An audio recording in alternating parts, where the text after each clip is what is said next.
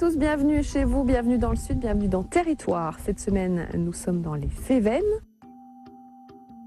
Les Cévennes, paysage grandiose, majestueux, mais également son terroir, avec ses oignons doux des Cévennes, ses châtaignes ou encore ses plantes médicinales ou bien encore son pélardon. Ce sont quelques-unes des thématiques que nous allons développer dans 2 émissions spéciales Cévennes dans Territoire. Et nous commençons tout de suite avec 2 producteurs de pélardon fermiers à la ferme Le Sarralier, au Mas Le Sarralier. Nous allons à leur rencontre, c'est l'heure de la traite.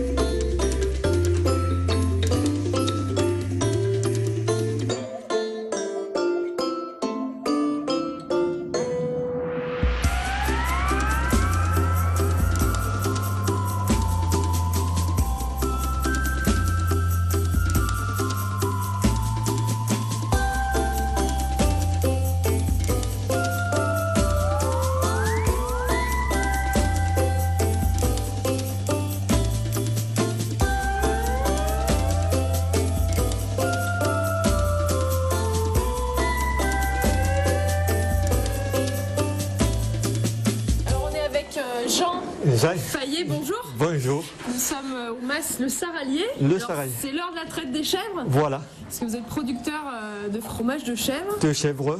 AOP. AOP Et vous avez une petite spécialité du Mas. Du Mas, voilà. Donc là, on va assister à la traite. Alors, combien de bêtes vous avez On a 80, mais là, on a très exactement une vingtaine, parce qu'il y a une partie qui a mis bas là dans le mois de novembre. Et les autres vont mettre bas fin février, début mars. En fait, on a vu qu'elles arrivaient toutes seules là pour la traite, en fait. Voilà. Et vous les choisissez, la vingtaine que vous avez choisie, c'est...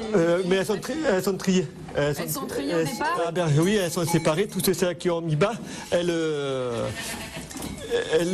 sont séparées parce qu'on leur donne une alimentation plus avantageuse que les autres qui n'ont pas mis bas. Parce que les chevreaux, maintenant, ils ont été élevés et on récupère le lait pour faire le fromage. Du coup, avec ces 20 chèvres, vous allez faire récolter combien de litres de lait là? 11 litres, 10-11 litres. Et il faut combien de temps pour... Et là, en ce moment, avec le froid, ça ne monte pas le lait, les chèvres. Elles ont tendance à le perdre plutôt. D'accord.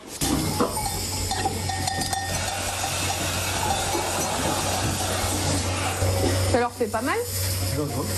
Je vais vous faire voir quelque chose.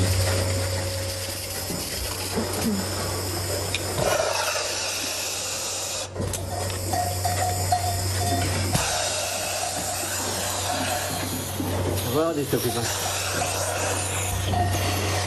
Non. Ça aspire, au secours! Rendez-moi mes pouces. Non, ça fait pas mal, je confirme. Là, on met un produit parce que la machine a dilaté le trioil et il y a des microbes qui peuvent monter dans la mamelle pour éviter que... Du coup, ça désinfecte? C'est un désinfectant, voilà. Et les normes, c'est pas trop draconien justement hein, par rapport à l'AOC, tout ça, ils vous demandent beaucoup de choses? L'AOC, c'est pas encore parce qu'il suffit de se mettre au cahier de charge, mais parce que le cahier de charge, c'est les éleveurs qui l'ont fait. Mais ce qui est le plus, c'est au niveau services vétérinaires qui sont souvent sur le dos pour voir si ça rentre bien dans les clous, si au niveau fromagerie, c'est surtout au niveau fromagerie. Parce qu'on peut faire la traite comme on veut et personne ne viendra voir, mais il suffit de la fromagerie, que ça soit nickel, que ça soit vraiment super nickel. Et en traite, personne ne regarde, on peut traire comme on veut, on peut traire dans la bergerie, on peut traire, personne ne vient contrôler la traite. Trouve-moi à faire tant sévères, il faudrait mieux qu'ils prennent. Parce que au niveau de le bien-être des animaux dans la bergerie, parce qu'il y a des bergeries que c'est vraiment des caves, des anciennes caves que c'est un peu que les bêtes souffrent, qu'il manque de l'air et que c'est obscur. Et après au niveau traite, qu'il y en a qui traitent encore à la main sur un tabouret derrière la bête. Que dans la bergerie même, sans surveillance. Et puis arrivé dans la fromagerie, il faut que là, ça soit nickel, que c'est complètement injuste, moi je dis. Pour avoir l'appellation AOP, ça se passe comment? Au début, alors, ça s'est fait au fur et à mesure que, à la création, tous ceux qui étaient intéressés s'y sont mis. D'accord. Vous en faites combien à peu près par semaine? Là, il faut à peu près, j'en fais une vingtaine par traite. D'accord. Mais là, ça monte parce que là, je suis en début de lactation, disons.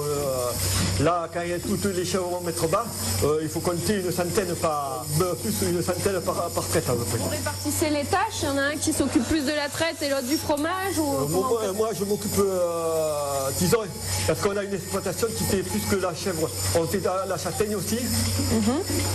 Et alors, moi, je m'occupe surtout de la fromagerie et plutôt la traite. Et mon frère, il s'occupe, lui, plus d'aller en période d'été. C'est lui qui va s'occuper d'aller garder les chèvres à l'extérieur et de faire les fourrages. Et puis au moment des châtaignes, alors là, les chèvres sont pratiquement taries. Et à ce moment-là, on s'occupe tous les deux de la châtaignerie. D'accord. Ouais, donc vous êtes occupé du coup toute l'année en fonction des récoltes et des choses à faire. Vous avez toujours vécu en Cévennes, vous êtes né ici? Oui. Je suis né sur l'exploitation. Tous les deux, on est nés sur l'exploitation. Et l'exploitation, elle est achetée. 3 générations, dit votre frère. 3 générations et ça fait 5 ans qu'on est sur l'exploitation. C'est la grand-mère paternelle qui a acheté ça, les grands-parents paternels, disons, la ferme, et ça fait 100 ans cette année qu'on est sur l'exploitation. Et vous voulez pas partir? Non. Vous êtes bien dans les Cévennes? Bien. Et là, on est près de la Salle, c'est le plus gros village autour. Voilà, on est à 4 km de la Salle et à 2 de Corognac. Et du coup, vous avez vu le tourisme vert se développer là depuis l'inscription au patrimoine mondial de l'UNESCO? Il y a eu plus de monde cette année ou... On n'a pas eu trop de retombées pour ce qu'on souhaite. Ça peut être cet été parce que c'est quand même récent, ça date de juin de l'année dernière.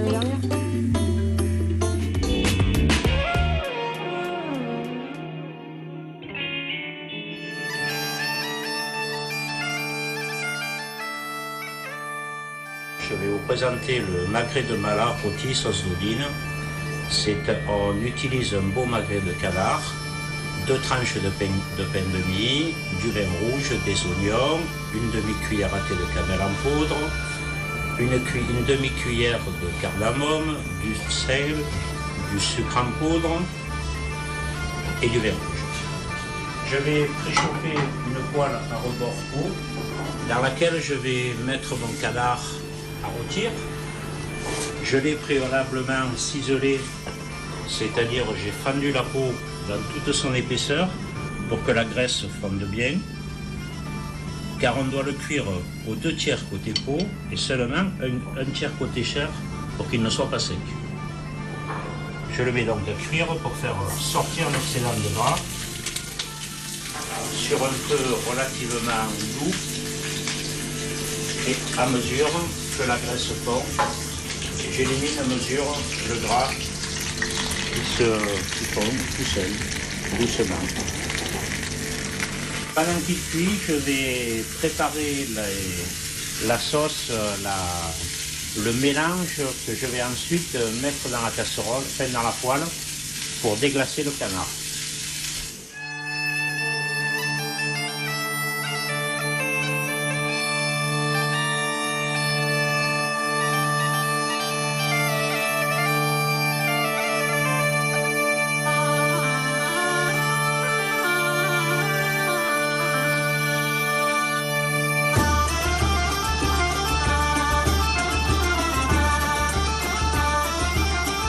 Maintenant, je vais sortir le canard sur une assiette.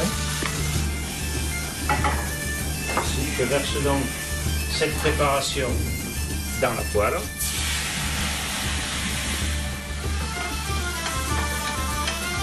Donc, cette sauce doit devenir épaisse comme elle l'est maintenant. Et je vais émincer le canard, donc le couper en tranches fines et le servir sur cette sauce. Je la mets de côté.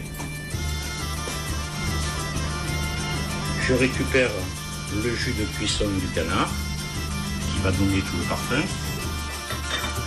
Et je vais couper le canard, l'intérieur étant rosé, car le canard se sert au rosé. Je vais maintenant prendre mes assiettes de légumes que j'ai préparées préalablement. Je vais leur déposer dessus la préparation qui est ici.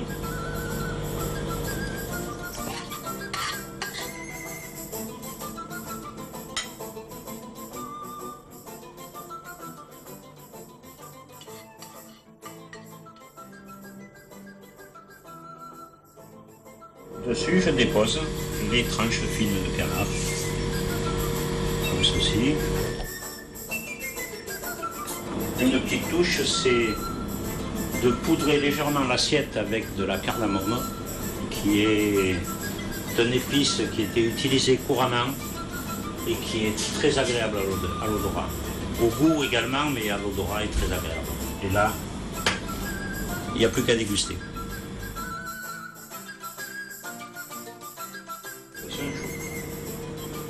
Voici.